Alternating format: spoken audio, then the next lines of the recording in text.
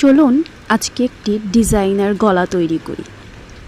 প্রথমে আমি মোটা সুতা পেঁচিয়ে নিয়েছি রিলের মধ্যে, নিচের অংশটায় মোটা সুতা দিয়েছি। তারপর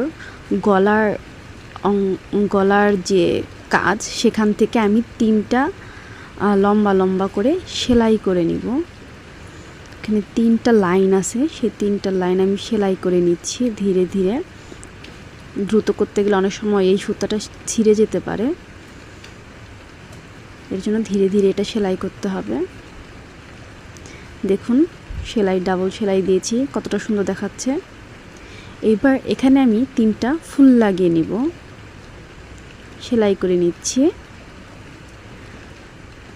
এরপর কিছু পাতা এঁকে নিব ফেব্রিক কালার ইউজ করে এখানে, তারপর লেস লাগিয়ে নিব।